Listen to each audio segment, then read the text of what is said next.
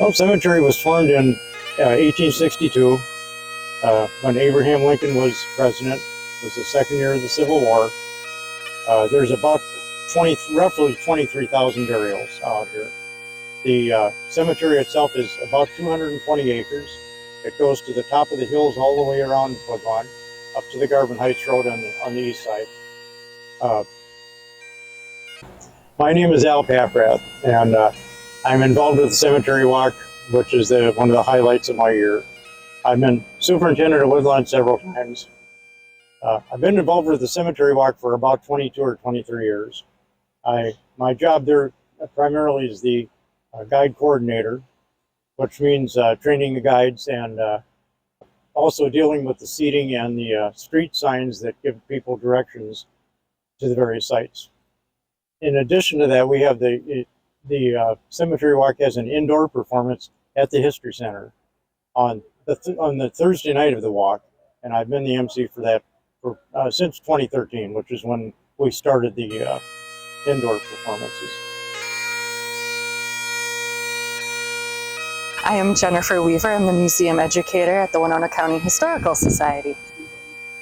The Voices from the Past Cemetery Walk has been going on for almost 3 decades now. We started in about 1998, 99, so it's been a long time favorite community event. Yeah, so the Cemetery Walk is a fundraiser for the Winona County Historical Society. It's an important one. It's our big fall event, and so ticket prices, other donations all go towards operating funds so we can do the work we do year-round as a local historical society, sharing our local history and its importance and learning for decision-making in the future. It's amazing how many people come out and really enjoy a walk through beautiful Woodlawn Cemetery and enjoy the setting of this historic place.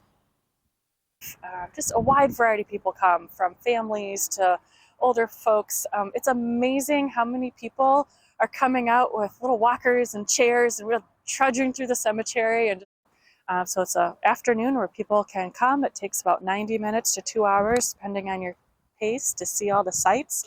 But people can still go in any order they want, arrive when they need to, and just make sure they're there in time to catch the acting sites they want to see. But we also offer an accessible performance at the History Center indoors to a seated audience as well during the weekdays. We actually do field trips for area school groups. The walk has changed and grown throughout the decades. We started off with just having volunteers at a grave site and telling about themselves. They did their own research and portrayed that person. And so we got more into having groups at sites, bringing people in to kind of visit different grave sites. But somebody was always buried in Woodlawn Cemetery, at least. But they would have more conversations, and it would almost be more like a skit. And it blossomed from there. Excuse me, aren't you Marcella Paprath? Why, that's right. And you, of course, are Mr. John Dugan, the old postmaster. But how did you know it was me? I worked as your secretary for only 1 year. Actually, it was the year before you were gone. By the way, it was a lovely funeral. So our theme this year, disasters. Fire! Fire! Fire! Has been really interesting. Researchers had actually some fun with it, even though it sounds kind of horrifying and sad. There was a gasworks building that was attached to my hotel. In 1872, I went out back there to do some work when suddenly there was a huge gas explosion and my body was hurled through the air through a glass skylight.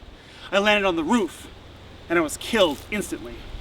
One of the disasters that we explored for the Cemetery Walk this year is the Armistice Day blizzard.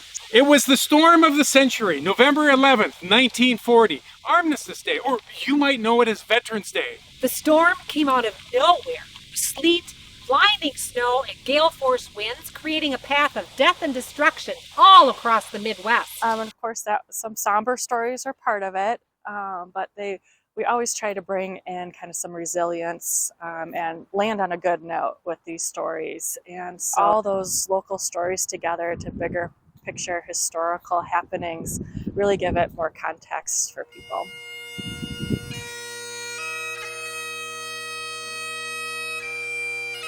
Some people believe that the cemetery is haunted. I've been in the cemetery even though nobody is supposed to be in the cemetery after dark. I've been in the cemetery after dark, cleaning up after the cemetery walk, actually. And even though the cemetery has a distinctly different look and feel after dark, and I've never experienced anything of a haunting nature, no. Funding for this program is provided in part by the Minnesota Arts and Cultural Heritage Fund and the citizens of Minnesota.